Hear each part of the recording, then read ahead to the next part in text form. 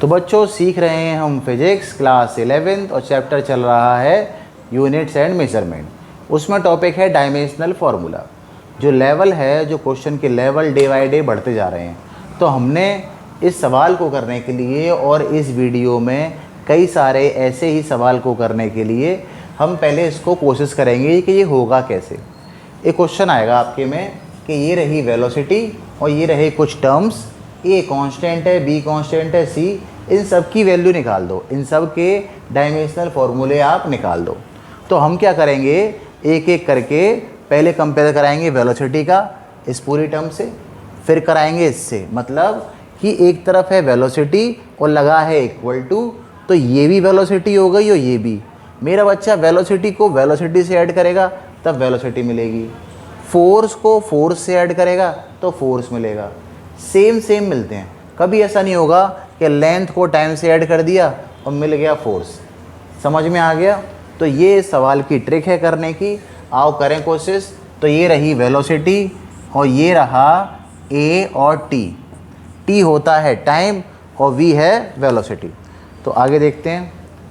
We का बनता है डिस्टेंस अपॉन टाइम, डिस्टेंस के लिए एल, टाइम के लिए टी, और ए है और ये बन गया टाइम के लिए टी।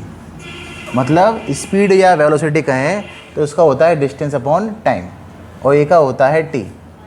तो टी गया ऊपर माइनस का 1 और ये आ गया ए और इसके नीचे आ गया टी। ये भी 1 है, ये भी ऊपर जाएगा। तो इस हिसाब से ए की वैल्यू आ गई एल टी माइनस 2। एक्सीलरेशन नहीं है ये ए के कांस्टेंट है। तो आई होप आपको समझ में आ गया होगा। सिंपल सा है कि वेलोसिटी मतलब डिस्टेंस अपॉन टाइम। वेलोसिटी का इस प्लस वाले कंपैरिजन ये वेलोसिटी है और ये पूरा अपने आप में वेलोसिटी है। ये पूरा का पूरा v1 v2 ये वेलोसिटी के बराबर। तो पहले हमने कंपेयर कराया velocity equal to A T. Velocity distance upon time, distance का l, टाइम का t, a का a और t का t। ये 1 है, डिवाइड में गया, पावर 1 थी ऊपर गई, एल टी माइनस 2, ए की वैल्यू आ गई। क्लियर है? अब दूसरा ये रहा कि सर ये पूरा का पूरा वेलोसिटी के बराबर है। हाँ जी, देखो इसमें ट्रिक देखो।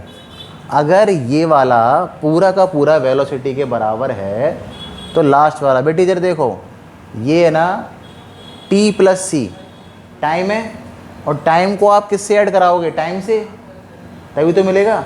तो t प्लस सी सेम सेम ऐड कराते हैं। तो c की वैल्यू क्या आ गई? t प्लस सी मतलब c equal to T, c equal to T. अब कौन सा बचा? b। तो मैं कंपेरिजन कराऊंगा v equal to B upon T. Sir ये t कहाँ से लाए और c क्यों लेके नहीं आए? सुनो गौर से। ये t प्लस सी लिखा है, हाँ। ये रहा टाइम, हाँ। टाइम को टाइम से ऐड करेंगे, क्या मिलेगा? टाइम। डायमेंशन लिख रहा हूँ मैं तो इसलिए मैंने सीधे उसे टाइम लिख लिया। टाइम को टाइम से ऐड करूँगा, क्या मिलेगा? टाइम। इन दोनों का रेशियो होने के बाद मिलती है वेलोसिटी। तो वेलोसिटी का इन दोनों के रेशियो से कंपैरिजन कराया। आ जाओ, वेलोसिटी बनता है डिस्टेंस डिस्प्लेसमेंट अपॉन टाइम, मतलब ये बन गया एल अपॉन टी। ये है बी और ये है टी। टी का मल्टीप्लाई कराएं इससे, एल, ये टी और ये टी कट गए, क्या आ गया v की जगह? एल। और अगर आप गौर से चेक करें, b को l लिखूं, t को टाइम लिखूं, तो अगर मैं इसको प्रूफ करूं तो b और t प्लस सी, b l है और ये t, ये भी t, तो 2t थोड़ी होंगे, मल्टीप्लाई थोड़ी है। ये तो ऐड कर रहे हो, 2 सेकंड 2 सेकंड और 4 सेकंड, तो एल टी माइनस 1 आ गया समझ में? T1 का ऊपर चला गया तो एल टी माइनस 1। इस तरह से ये सवाल होगा। क्लियर है? क्लियर है। अब देखते हैं दूसरे सवाल को। सवाल भी कुछ ऐसे दिया है कि पावर को इक्वेट करके कुछ इक्वेशन लिख दी। अब इक्वेशन लिख दी, उसमें डाल दिए कुछ नंबर्स। जैसे ये लिखता है पावर में a√2 plus B X square. X है बच्चों डिस्टेंस, एक्स क्या है? डिस्टेंस। टी क्या है? टाइम। और p क्या है? पावर। तो सर पावर की इक्वेट टाइम तो कभी हो ही नहीं सकता, यानी ये पूरी टर्म पावर है, ये पूरी टर्म पावर है। तो इस वाली पूरी टर्म्स का हम इक्वेशन कराएंगे पावर से इक्वल और इसको कराएंगे पावर से। जैसे वेलोसिटी को माइनस करोगे वेलोसिटी से तो वेलोसिटी मिलेगा, और फोर्स को माइनस करोगे फोर्स से तो फोर्स मिलेगा। ऐसे ही डायमेंशनल फॉर्मूले आने के बाद ये आपसे सवाल पूछेंगे करने के लिए, तो हम निकालते हैं वैल्यू। चलो, पावर का क्या होता है, W/T फॉर्मूला, और कंपेयर कराते हैं इससे। पावर का बता दो, पावर का W/T, W मतलब एनर्जी और एनर्जी मतलब F.D। वर्क डन का फॉर्मूला क्या होता है, F.D। Kinetic energy half mv², potential energy mgh। आ गया समझ में। तो अब ये आ गया T, यहाँ है A√T। कुछ नहीं करना, निकालो फॉर्मूला फोर्स का mL2T-2, डिस्टेंस का L, और ये T गया ऊपर, ये -1। फाइनली mL2T-3 आ गया। क्लियर, क्लियर आ गया। अब इसमें है A और T की पावर पे है हाफ। देखो बेटी इधर गौर से, है ना, T की पावर क्या है, हाफ। रूट की क्या, रूट को क्या मानते हैं, हाफ। ये चला गया यहाँ, तो mL2T-3, और ये कितना है T की पावर हाफ, प्लस का पावर गया ऊपर तो माइनस का। अब देखो यहाँ पे कहानी कि लिखा है mL2T-3 और T माइनस का हाफ। क्लियर है, क्लियर है। तो आ जाओ, कैसे निकालेंगे इसको।